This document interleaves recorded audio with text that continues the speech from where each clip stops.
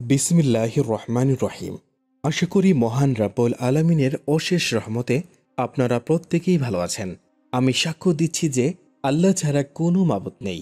হজরত মুহাম্মদ সাল্লাল্লাহু আলাইহি সাল্লাম আল্লাহর বান্দা ও তার রাসূল।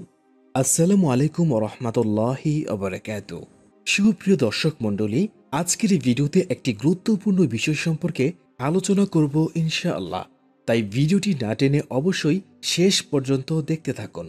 প্রিয় দর্শক, আপনারা অনেকেই কমেন্ট করেন যে আমাদের এমন একটি আমল বলে দিন যার দ্বারা আমাদের ঘরে যেন বরকত চলে আসে, যার দ্বারা আমরা সম্পদশালী হই এবং আমাদের অভাব অনটন যেন দূর হয়ে যায়। কিন্তু প্রিয় দর্শক, ওয়াজিফা বা আমল এটির পাশাপাশি আমাদেরকে এমন কিছু বিষয় খেয়াল রাখতে হবে যে বিষয়গুলোতে আমরা ভুল করে থাকি, যার ফলে আমাদের ঘর থেকে বরকত দূর হয়ে যায় আর আমরা তা টেরও পাই না। তাই প্রিয় বন্ধুগণ, আজকের এই ভিডিওতে আমরা এমন কারণ আপনাদেরকে বলে দিতে চাই যেগুলোর কারণে হয়তোবা আপনার বাড়ি থেকে বরকত দূর হয়ে যাচ্ছে এবং আপনি তা টেরও পাচ্ছেন না। সুপ্রিয় দর্শক, আপনি ইনকাম করেন ভালো, কিন্তু আপনার বাড়িতে বরকত আসে না। সবসময় কোনো না কোনো অশান্তি লেগেই থাকে, রোগ শোক বালা মুসিবত ইত্যাদি লেগেই থাকে। আপনি হয়তোবা ভাবছেন, আমি তো নামাজ পড়ি, আল্লাহকে স্মরণ করি, সবসময় আল্লাহর দোয়া জিকিরে মশগুল থাকি, তবুও আমি বরকত পাচ্ছি না কেন? তো চলুন আজকের ভিডিওতে আমরা জেনে নেই বাড়িতে বরকত না আসার প্রধান কারণগুলো কি কি, এবং দেখুন যে এই ভুলগুলো আপনি করে থাকেন কিনা। যদি করে থাকেন তো অবশ্যই আপনি এগুলো শুধরে নেওয়ার চেষ্টা করবেন। বাড়িতে বরকত না আসার প্রথম কারণ হলো সকালে সূর্য ওঠার পরেও শুয়ে থাকা। ফজরের নামাজের পর সকালের ঘুম জীবন জীবিকার বরকত নষ্ট করে দেয়। দিনের শুরুটা ঘুমে কেটে যাওয়ার ফলে আমাদের দিনটা সংকীর্ণ হয়ে যায়, কাজের সময় ও পরিধি কমে যায়। পক্ষান্তরে ফজরের নামাজ আদায়, কোরআন তেলাওয়াত এবং ইশরাক নামাজ আদায়ের মাধ্যমে দিনের কার্যক্রম শুরু করতে মহান আল্লাহ সারা দিনের জন্য সেই বান্দার দায়িত্ব গ্রহণ করেন। ফলে দিনটি হয়ে ওঠে বরকতময়। হাদিসে সকালের ঘুম বর্জনের প্রতি উৎসাহিত করা হয়েছে। হজরত সাকর আল গামিদি রাদিয়াল্লাহু আনহু থেকে বর্ণিত, নবী সাল্লাল্লাহু আলাইহি সাল্লাম বলেন, হে আল্লাহ, আপনি আমার উম্মতকে বোরের বরকত দান করুন। তিনি কোনো ক্ষুদ্র বা বিশাল বাহিনীকে কোথাও প্রেরণ করলে দিনের প্রথম ভাগেই প্রেরণ করতেন। বর্ণনাকারী সাখর রাদিয়াল্লাহু আনহু একজন ব্যবসায়ী ছিলেন। তিনি তার পণ্যদ্রব্য দিনের প্রথম ভাগে পাঠানোর ফলে অনেক সম্পদের অধিকারী হয়েছিলেন। 2 নাম্বার, তাড়াহুড়ো করে খাবার খাওয়া। আজকাল সবাই এত ব্যস্ত যে নাওয়া খাওয়ার সময়ই নেই কারো হাতে। কোনো মতে নাকে মুখে গুজে দল বেঁধে ছুটে চলেছে সবাই। বিশেষ করে কাজের চাপে ব্রেকফাস্ট, লাঞ্চ ইত্যাদি সারতে হয় তো ঘড়ি ধরে অগত্যা গপাগপ করে খেয়ে পেট বাড়ানো ছাড়া আর কোনো গতি থাকে না। কিন্তু তাতে করে শরীরের যে 12টা বেজে যাচ্ছে সে খবর আমরা কয়জনে রাখি? বিশেষজ্ঞদের মতে ধীরে সুস্থে মনোযোগ সহকারে না খেয়ে যদি কাজ করতে করতে অথবা টিভি, মোবাইল ইত্যাদি দেখতে দেখতে খাবার খান, তাহলে সেই খাবার শরীরের কোনো কাজেই লাগে না। উল্টো বেশ কিছু শারীরিক সমস্যা মাথাচাড়া দিয়ে ওঠার আশঙ্কা থাকে। তাই যারা চট জলদি খেতে ভালোবাসেন তারা এবার থেকে এই অভ্যাসটা ছাড়ুন, না হলে কিন্তু ওজন বাড়ার আশঙ্কা থাকে। গ্যাস্ট্রিক এবং বদহজমের সমস্যা মাথাচাড়া দিয়ে ওঠে। ইনসুলিন রেজিস্ট্যান্স হওয়ার আশঙ্কা থাকে। আবার আমাদের মধ্যে অনেকের অভ্যাস, খাবার গরম হলে তা ফু দিয়ে খাই কিংবা চা কফি ফু দিয়ে পান করি। আর এই খাবার ও পানীয়তে ফু দেওয়ার কারণে অনেক ধরনের রোগ হতে পারে। রাসূলুল্লাহ সাল্লাল্লাহু আলাইহি সাল্লাম খাবারে ফু দিতে নিষেধ করেছেন। হযরত ইবনে আব্বাস রাদিয়াল্লাহু আনহু থেকে বর্ণিত, রাসূল সাল্লাল্লাহু আলাইহি সাল্লাম কখনো খাবারে ফু দিতেন না। কোনো কিছু পান করার সময়ও তিনি ফু দিতেন না।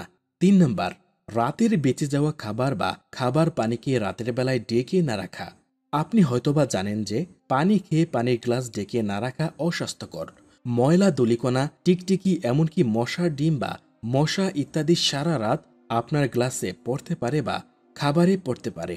যদি আপনি আপনার গ্লাসটি অস্বাস্থ্যকর পরিবেশে রাখেন তথা ভালো করে ডেকে না রাখেন, আমরা বেশিরভাগই রাতের বেলা খাওয়া দাওয়ার পরে খাবার বা পানীয় রাতে ডেকে রাখি না।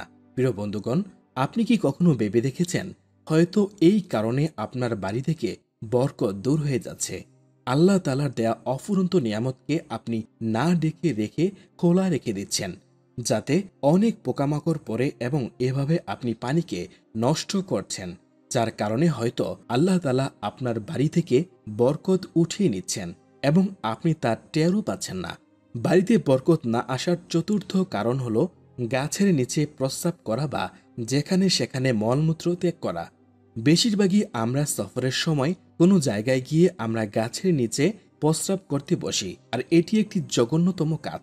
এই ব্যাপারে রাসূল সাল্লাল্লাহু আলাইহি সাল্লাম হাদিসের মধ্যেও কঠোরভাবে নিষেধাজ্ঞা দিয়েছেন যে তোমরা কখনো ছায়াদার জায়গা অর্থাৎ যে গাছের নিচে ছায়া হয় সে জায়গাতে কখনো প্রস্রাব করবে না, কারণ ছায়াদার গাছের নিচে মানুষ রোদ থেকে আশ্রয় নেয়, যা আপনার প্রস্রাব করার কারণে বিশ্রাম নেওয়ার অনুপযুক্ত হয়ে পড়ে। প্রিয় বন্ধুগণ, হয়তো এই জায়গা থেকে বরকত দূর হয়ে যাচ্ছে এবং আপনি তা টেরও পাচ্ছেন না। বাড়িতে বরকত না আসার পঞ্চম কারণ হলো আল্লাহর শুকরিয়া আদায় না করা। এমনও ব্যক্তি রয়েছেন যে সব কিছুই হাসিল করতে পেরেছে কিন্তু আল্লাহর শুকরিয়া আদায় করে না, সেক্ষেত্রে তাদের ঘরে বরকত আস্তে আস্তে শেষ হয়ে যায়। রাসূলুল্লাহ সাল্লাল্লাহু আলাইহি সাল্লাম বললেন, হে আল্লাহ, আপনার জিকির, আপনার কৃতজ্ঞতা ও শুকুর আদায় এবং সুন্দর করে আপনার ইবাদত করতে আপনি আমাকে সাহায্য করুন। দেখুন, পৃথিবীর শ্রেষ্ঠ ও নিষ্পাপ মানব হওয়া সত্ত্বেও আল্লাহ রাসূল সাল্লাল্লাহু আলাইহি সাল্লাম সব সময় আল্লাহর কাছে সাহায্য চেয়েছেন, আল্লাহর শুকর আদায় করেছেন। উক্ত হাদিসের বাণী সূর্যালোকের মতো পরিষ্কার। আল্লাহ তাআলার জিকির এবং তার সুন্দর ইবাদতের মতো তার শুকর ও কৃতজ্ঞতা আদায়ও আমাদের ইসলামে এক পরম কাঙ্ক্ষিত বিষয়। আল্লাহ তাআলা বলেন, যদি তোমরা আমার নিয়ামতের কৃতজ্ঞতা আদায় করো তাহলে আমি অবশ্যই তোমাদেরকে আরও বাড়িয়ে দেব, আর যদি অকৃতজ্ঞ হও তাহলে জেনে রেখো আমার শাস্তি অবশ্যই অত্যন্ত কঠিন। 6. দাঁত দিয়ে নখ কাটা এবং সময় মতো নখ না কাটা। আমাদের অনেকেই মনের অজান্তেই এই কাজটা করে থাকি। তা হলো আমরা দাঁত দিয়ে নখ কাটি, আবার হাতের আঙ্গুলের নখ বড় রাখি, যা একেবারে নাজায়েজ কাজ, যা আমাদের ঘর থেকে বরকত উঠিয়ে দেয়। আল্লাহর রাসূল সাল্লাল্লাহু আলাইহি সাল্লাম দাঁত দিয়ে নখ কাটতে সম্পূর্ণ নিষেধ করেছেন। প্রখ্যাত হাদিস বিশারদ ইমাম নববী রহমতুল্লাহি আলাই এই সংক্রান্ত হাদিসের ব্যাখ্যায় বলেন, নখ কাটা সবার মতে সুন্নত। এক্ষেত্রে নারী পুরুষের উভয়ের জন্যই হাত পা সমান পর্যায়ের, অর্থাৎ নারী পুরুষ সবার ক্ষেত্রে নখ ছোট রাখার কথা বলা হয়েছে। নখ বড় হওয়ার দরুন কোনো কারণে যদি নখের গোড়ায় পানি না পৌঁছে তাহলে অজু শুদ্ধ হয় না। অন্য আরেক হাদিসে বর্ণনা হয়েছে, হযরত আবু ওয়াসিল বলেন, আমি আবু আয়ুব রাদিয়াল্লাহু আনহুর সঙ্গে সাক্ষাৎ করতে গেলাম।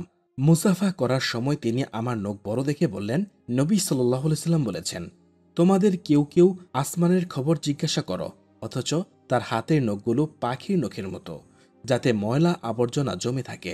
অর্থাৎ এখানে এই হাদিস দ্বারা আমরা বুঝলাম যে আমাদের হাতের নখ বড় থাকলে আমাদের দোয়া কবুলের ক্ষেত্রে তা প্রতিবন্ধকতা তৈরি করতে পারে, কারণ নখ বড় রাখলে আমাদের অজু সহি হয় না, আর অজু ঠিকঠাক না হলে আমাদের নামাজ হয় না, আর নামাজের মাধ্যমেই বান্দা আল্লাহর নিকটবর্তী হয়।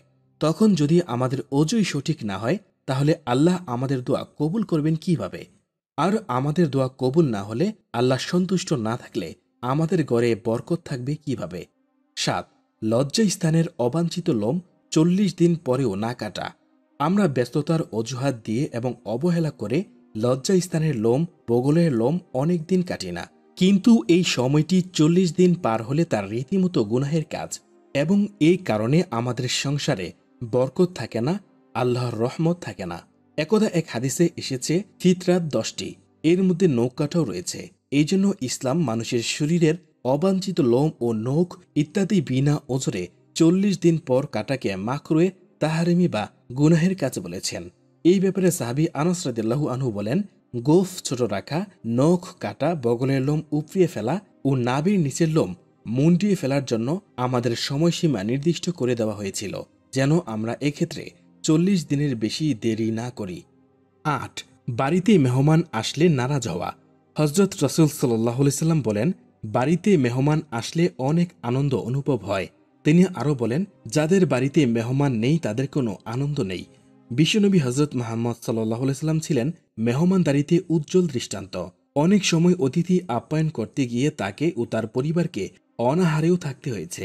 নিজ ঘরে মেহমানদের থাকা খাওয়ার ব্যবস্থা করতে না পারলে তিনি মেহমানদের কোনো ধনী সাহাবীর বাড়িতে পাঠিয়ে দিতেন। নবী হওয়ার আগে থেকেই তিনি অতিথি সেবায় সতুষ্ট ছিলেন। সর্বপ্রথম যখন ওহী প্রাপ্ত হয়ে অনেকটা বিচলিত হয়ে পড়েছিলেন, মহানবী সাল্লাল্লাহু আলাইহি সাল্লাম হযরত খাদিজা রাদিয়াল্লাহু আনহু তখন তাকে সান্ত্বনা দিয়েছিলেন এভাবে, আল্লাহর কসম, আল্লাহ আপনাকে কখনোই লাঞ্ছিত করবেন না। আপনি তো রক্ষা করেন আত্মীয়তার বন্ধন, বহন করেন অন্যের বোঝা, উপার্জনক্ষম করেন নিঃস্বকে, আহার দেন অতিথিকে, সাহায্য করেন যেই মানুষগুলোকে যারা থাকে দুর্যোগ দুর্বিপাকে। অন্য এক বর্ণনায় এসেছে রাসূলুল্লাহ সাল্লাল্লাহু আলাইহি সাল্লাম বলেছেন, যে মেহমানদারি করে না তার মাঝে কোনো কল্যাণ নেই। তাই অতিথি আসলে যে নারাজ হয় তার বাড়িতে কখনো বরকত আসে না। নয়, পিতা মাতার সাথে নাফরমানি করা। বাবা মায়ের সাথে যে ব্যক্তি নাফরমানি করবে, পিতা মাতার খিদমত করবে না, আল্লাহ তাআলা সেই বাড়িতে বরকত শেষ করে দিবে। কারণ আল্লাহ যদি তারপরে কারোর সামনে সিজদা করার আদেশ করতেন তাহলে সে হতো পিতা মাতা। পবিত্র কোরআনে আল্লাহ তাআলা বলেন, আমার কৃতজ্ঞতা এবং তোমার পিতামাতার কৃতজ্ঞতা আদায় করো।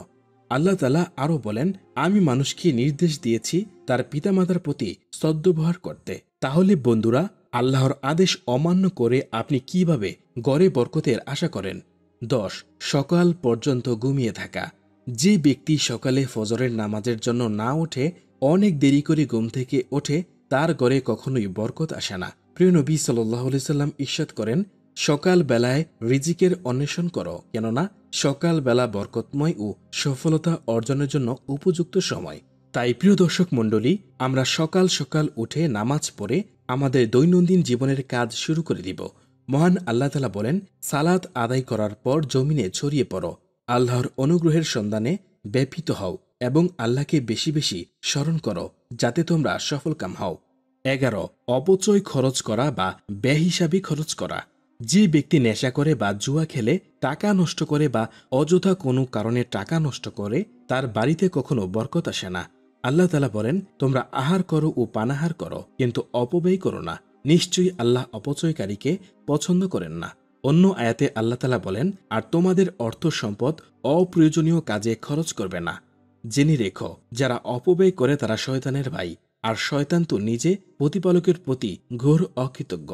হযরত আনাস রাদিয়াল্লাহু আনহু সূত্রে বর্ণিত, রাসূলুল্লাহ সাল্লাল্লাহু আলাইহি সাল্লাম যখন আহার করতেন তখন আহার শেষে 3 বার আঙ্গুল চেটে খেতেন এবং বলতেন, তোমাদের খানার বাসন থেকে কিছু পড়ে গেলে উঠিয়ে পরিষ্কার করে ধুয়ে খেয়ে নাও, তা শয়তানের জন্য ছেড়ে দিও না। সুবহানাল্লাহ। দেখুন, আল্লাহর রাসূল সাল্লাল্লাহু আলাইহি সাল্লাম ছোটখাটো বিষয়ে আমাদের অপচয় করতে বারণ করেছেন। আরেক হাদিসে রাসূলুল্লাহ সাল্লাল্লাহু আলাইহি সাল্লাম বলেছেন, আল্লাহ তোমাদের জন্যে 3টি বিষয়কে খুব অপছন্দ করেন। 1. অপ্রয়োজনীয় প্রসঙ্গে আলোচনা করা, না জেনে আন্তাজে কথা বলা। 2. সম্পদ নষ্ট করা। 3. অপ্রয়োজনীয়ভাবে অধিক প্রশ্ন করা। 12 নম্বর কারণ হল হিংসা করা। কারো মনে হিংসা থাকলে সে যদি ভাবে অপরজনের যা ধন দৌলত আছে তা যেন সব চলে যায়, শুধু আমারই যেন থাকে, তাহলে তার বাড়িতে কখনো বরকত আসবে না। ইমাম আলী রাদিয়াল্লাহু আনহু বলেছেন, হিংসা ও বিদ্বেষকারী শোকার্ত হয়। হযরত লোকমান আলাইহিস সালাম স্বীয় পুত্রকে বলেছেন, হিংসুকের 3টি চিহ্ন রয়েছে, যে পিঠ পিছনে গীবত করে, সামনাসামনি তোষামত করে এবং অন্যের বিপদে আনন্দিত হয়। রাসূলুল্লাহ সাল্লাল্লাহু আলাইহি সাল্লাম বলেছেন, তোমরা পরস্পর হিংসা করো না। হযরত আবু হুরায়রা রাদিয়াল্লাহু আনহু হতে বর্ণিত, রাসূলুল্লাহ সাল্লাল্লাহু আলাইহি সাল্লাম বলেছেন, তোমরা হিংসা হতে বেঁচে থাকো, কেননা হিংসা সৎকর্মসমূহকে খেয়ে ফেলে, যেমনিভাবে কাষ্ঠখণ্ড আগুনে খায়। তো সুপ্রিয় দর্শক, আল্লাহ যেন আমাদের এই সকল বিষয় বোঝার এবং আমল করার তৌফিক দান করেন এবং আমরা যেন আজকের পর থেকে এই বিষয়গুলো জেনে আমরা মেনে চলতে পারি। তো প্রিয় দর্শক, ভিডিওটি যারা শেষ পর্যন্ত দেখেছেন তারা ভিডিওটি শেয়ার করে কমেন্টে আমিন লিখে ফেলুন। আপনাদের প্রত্যেকের সুস্থতা কামনায় আজকের ভিডিওটি এখানেই সমাপ্তি। আল্লাহ হাফেজ।